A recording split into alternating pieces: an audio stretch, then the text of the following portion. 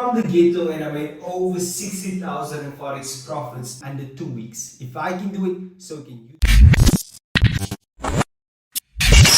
In this video, I'm going to share my strategy that helped me basically make the 60,000 Rand easily. But before we can even go further, you need a platform to trade the market on, and you need a platform to analyze the market on. So to trade the market on, use MT4. This is easy, it's free, and you can download it on App Store as well as Play Store. And then we have TradingView. Now TradingView is the platform where we analyze our market on things and backtesting.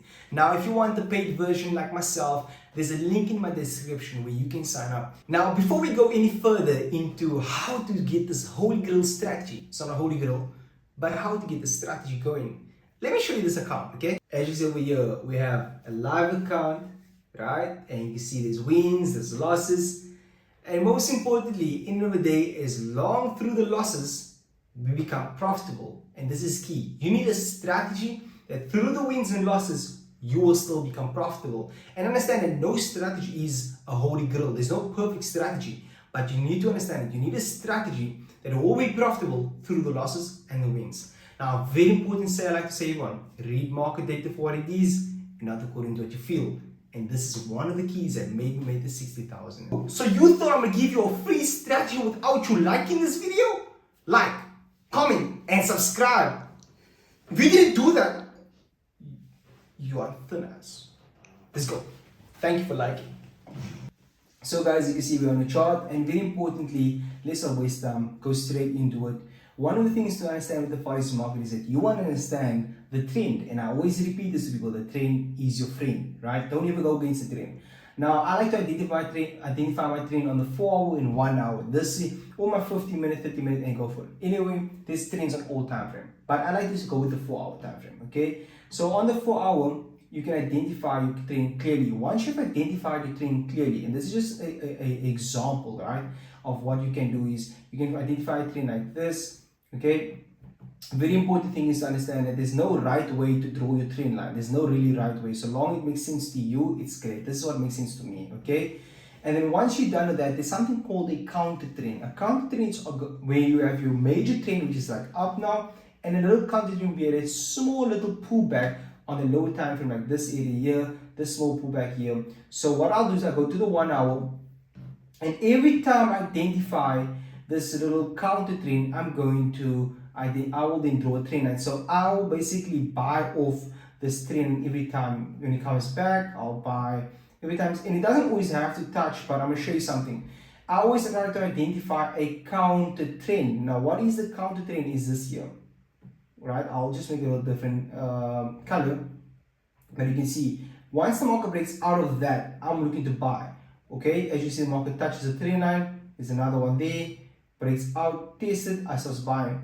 And you see, before the market goes higher, there's a little section there, it breaks out, tests it, goes higher.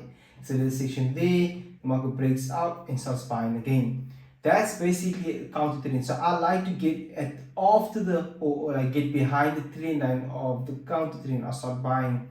That way it's much more safer, and that's in an uptrend. So let's just do one on maybe in a downtrend. You can see here, great example, super great. You can see here we found the trend, right? So we draw the trend line usually when we have two in a downtrend, like two lower highs. So we have 1, 2, right? Once you have two lower highs, we draw the trend line, basically 1, 2. Now, once it comes to the third time touch, I will try to identify my counter trend, right? There you can see market breaks behind, breaks out, tests behind it, and once it tests behind, I will then execute myself right there and place my stops above the recent, like that there, the recent high, right? And then I place it, of course, lower according to my fib level, which is from the high to here to the low area right here, and put it to the side. And then there we go. That will be my take profit right over this minus 61%. And as you can see, take profit smashed. We'll do one more example for you guys.